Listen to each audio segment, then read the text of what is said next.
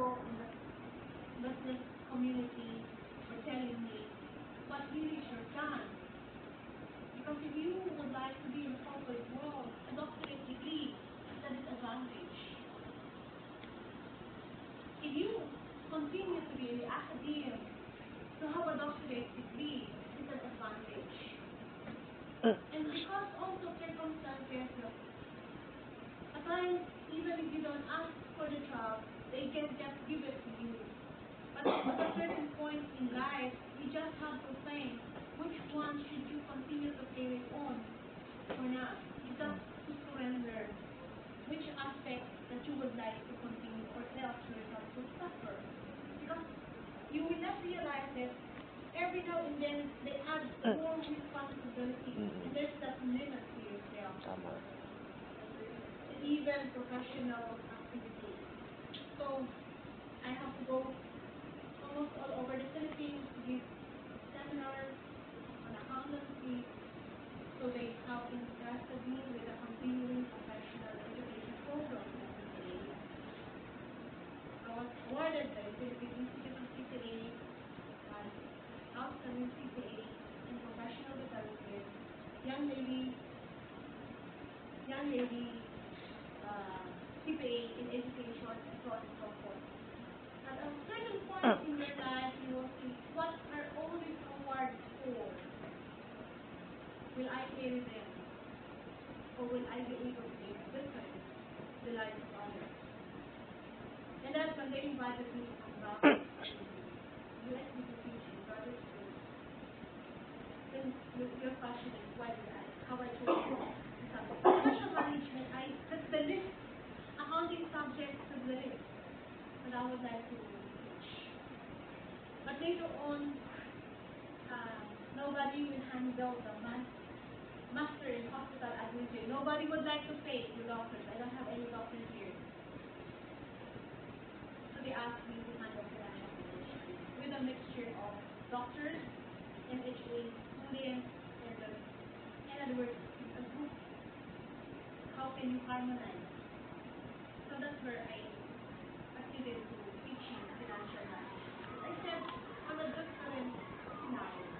Not the figures that we will be computing here and there, but on a different way. Easier for all of us to understand. So yes, you want to know about it. Why I speak this way? I have been throughout almost all parts of the world, even to Russia. I have seen people, the culture, and how we can do more, how blessed we are. So Poland, Finland, Canada, that's what I can share with you, the blessing of the country. So you can see the difference. My talk is the way, probably, how the experiences I have, the responsibilities given to me, makes a difference. Yes, ma'am. Do you have a business right now? Business? I don't have a business to speak with. I have taught people how to have a business. Even to the simple thing of starting little place, especially for those who don't have the capital. I teach them how to start. Sana muna. A business teach Get an people angel. how to live Get an life angel. so they can Get an be angel. self-sufficient. Sponsor. And Hindi. where am I Babae. present now, presently? Hindi ako angel pa yun. I'm here at USC. I have asked you to come back to Hirap lang. USC. Kaya maganda business I'm ko. executive assistant of director, CEO, of finance Pero bibigta ka na. of USC and of the USC Hospital. As a background, maybe some of you who is MHA, couple of years, 2 years ago, no, a year ago, USC Hospital has been on a controversial state that they almost declared bankrupt for some management concerns. They have requested me to help investigating Yun, officer kailangan around, natin. we were able to turn it around. And even talking to Mr. Manny Pangilinan, he was saying congratulations. I was telling him, we turned it around without any additional capital from anybody. Unlike Atimet, he was able to turn it around, but with capital infusion. That makes a difference. Good job. If I wasn't able to do it, definitely I will not be here to stand in front of you and teach you financial education. Okay. I have to live what I teach. That's why I don't want to teach my kids.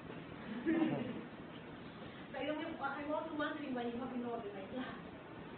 Bakit kayo nag-enroll? Anyway, we've got more to learn.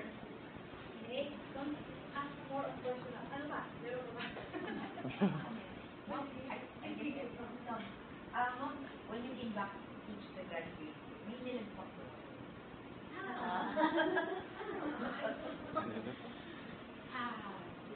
When I was teaching in the undergraduate, commerce accountancy, yes, I will fail because I was preparing them for the CPA board exam. In the graduate school, I said, this is a professional Of course. education, right? I give you that much leeway to prove that you deserve the class. You will be reporting. You will be given some assignment. You will report in class as well. Okay? Okay, sino ba yung log nyo? Nagpapagsakin ako sa comprehensive exam. Okay? In other words, develop even your penmanship so that when you take the comprehensive exam, at least it's readable. Don't make the reader difficult to understand what you're writing. This is a difficult story. Happy? Have I answered you? Are you satisfied? May consider na kayo when you go home now? So when you have enrolled into and you have put in your money to enroll, I do not promise anything. I do hope every session you learn something that at least can improve your life, your finances, and other people's lives. That will be the biggest compensation that I can do. Teaching in the graduate school is not for money. With the many load that I have, workload that I have, and responsibility given to me, I don't have the time, but I still prefer to maintain my class. Right. So when they told me, you have already 27, you said, can we not make it smaller? Hey mom, how can we? Thank you, next quarter. Anyway, meron pa tayo. The rabbit in the circle? Simple? Si Kabanda ba kinuha mo? Hindi pa. You might be thinking that means elementary story, right? Anybody who has heard about the story about the rabbit in the circle? Not. Absolutely. Baka erase. You said you were studying here in preparatory pala. You Ah. know story is? Tagal na nun, ma'am. Yung rabbit namatay na eh. Okay na. Okay, buhayin natin. Let's have a different version of the story. Okay. Namatay na yan, ha? Mm. Okay na? Alam mo ba yung story? Hindi po. Then after the story, tell me. Yeah, okay. That's the difference. So ba yung tinapos ni Pagong?